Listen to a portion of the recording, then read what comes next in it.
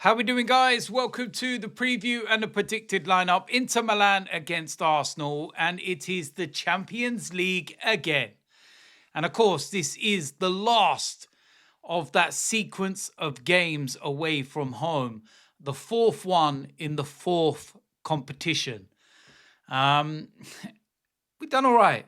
3 so far, 2 wins and a draw. And I know that we were all disappointed about the draw against Nottingham Forest, and I was absolutely fuming about that. More so the decision by VAR not to give us a penalty and whatnot. But a couple of days later, I'm feeling a little bit better because obviously we knew beforehand that Man City lost, but Aston Villa then go and lose at home to Everton. So you're looking at it and you're thinking to yourself, well, hold on a minute. Is this one of those where you look and you go 2 points dropped or a point gained? Now, yes, I would love to be 9 points clear. All of us would. But we're actually a point further ahead than we were at the weekend with another set of games down. Was 6 points. It's now 7 points. It was only a few weeks ago that it was 2 points. And we've moved it to 7. During what is one of the most difficult periods in a season, December and January, when the games are coming thick and fast. And, you know, we're in the Carabao Cup semi-final as well, so we don't even get a rest anywhere. So when you look at it, you got to sit there and say, you know what, I'll take that. And that little point just tips us over the edge to meaning that we have to lose 3 games or 2 games and a draw. And like, if it's 6 points, you lose 2 games, Man City, for example, win 2 games, then it's all down to goal difference. And between the pair of us, it's, 2 goals between us. We're actually 2 ahead at the moment. Aston Villa, they're miles away in terms of goal difference. But that point moves us to 7, which then means if you did lose 2, Man City won 2, we're still ahead. It just keeps us ticking over. And I don't want to look too far ahead, and it's another video for another day and all the rest of it. But yeah, listen, we're back in Champions League action, and I think that we put ourselves in such a position that we can focus on the Premier League games. We've got Manchester United at the weekend. We saw how well they played against Man City. They're going to have a full week's rest. What I don't want to see is us going strong like we did with the Chelsea game, for example, and then we look absolutely knackered against Man United. We've then got the final, game of the Champions League coming up before another important Premier League game. And that as well, we can rotate and rest and everything. And the state of play is very simple. For us to finish outside of the top 8 would have to be unimaginable swing between the teams that are like 9th and whatnot at the moment. And it would need a swing of about 15 goals and us to lose both games. Like, it's not going to happen. To guarantee finishing in the top 2, we beat Inter Milan, we're guaranteed to finish in the top 2. That makes it very plain and simple.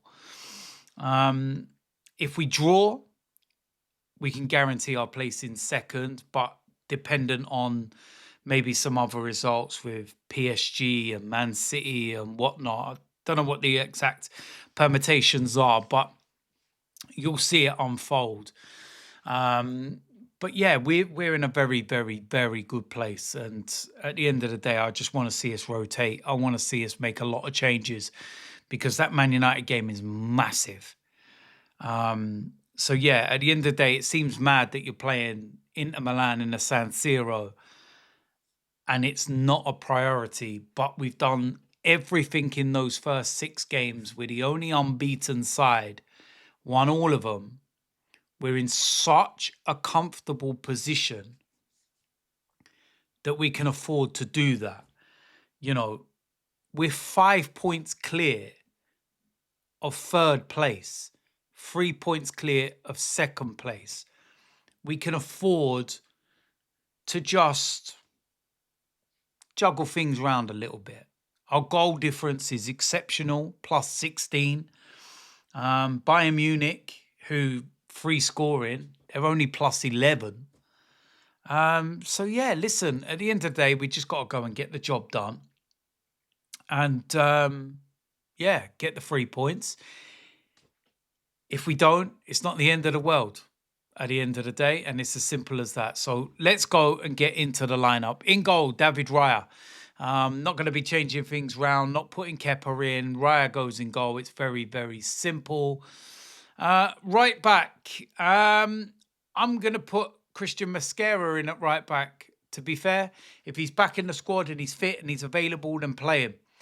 I wouldn't be playing Ben White with the amount of games he's played.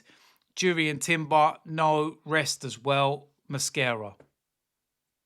Right centre-back, William Saliba. Don't think we have any other option, and it's just what we're going to have to do. And with Saliba and Gabriel, they are two of the players that, because of injuries and whatnot, they have had quite a few breaks over the course of the last, 6 to 8 weeks or so. So I don't think it's an issue. Left centre-back, Gabriel. Again, straightforward one. Don't think we have many other options. Left back, Miles Lewis-Skelly. I'd bring him back into the side. I'll give him an opportunity and let him play. And it's as simple as that. In the midfield, first of all, I'm going to go with Christian Norgard. I'd like to see him in there. Martin Zubimendi gets a rest. And that's exactly what I would do moving forward with that. On the right-hand side, we're going to go with Bukayo Saka. No, we're not actually. Sorry, what am I on about, Bukayo Saka? No, another game. We rest Bukayo Saka completely. Noni Madueke. He starts the game, and it's that simple. Okay? Next to him, Eberechi Eza. Again, a straightforward one. Very, very simple. No Martin Odegaard. Comes out of the side. Next to him, we're going to go with Mikel Moreno. Again, a straightforward one. No Declan Rice. Rest him. Have him for the game against Manchester United. Very straightforward and simple. On the left-hand side, I'm going to go with Martinelli. Again, another straightforward one for me. Normally gets a little bit more space in Europe, so can try and look to use his pace and get him behind. Although saying that, Inter Milan are probably one of those sides that will sit with a low block and be very defensive. But yeah, he starts anyway. And then up front as the main striker, I'm going to go with Kai Havertz. Yeah, not Gabriel Jesus. Had enough minutes, had enough opportunities. I want to see Kai Havertz. Give him an hour. Surely if he's back in the squad, he's fit and he's available, you can get an hour out of him. So there we go. So I think that's a very strong lineup, to be fair. It's still strong enough. Yes, there's a lot of changes, but needs must. And I think also when you look at the bench, it would be a ridiculously strong bench. But yeah, listen, at the end of the day, I just feel we've got other priorities at the moment. This one is pretty much done with the Champions League. If we can guarantee top spot and get a win with the squad or team that I've just said, then wow, that'd be amazing. But I think that's a strong lineup. Go out there, get a draw. I wouldn't be disheartened by that. It'd be all right. I'd love a win. But I just feel that we need to save ourselves for the game against Manchester United at the weekend. And, Man City are going to be playing Wolves at home. And no disrespect to Wolves, but you're looking at that and you're thinking, Man City are going to win. They played before us, 4 points behind. Manchester United, resurgent, feeling good about themselves. Big game. Big game. So that's the priority for me, and it's as simple as that. So there we go. That is it for the preview and the predicted lineup. As usual, let me know in the comment section whether you agree or disagree. If you're new around here, hit the subscribe button, smash a like on this video, and I will see you lot soon. I'm out of here.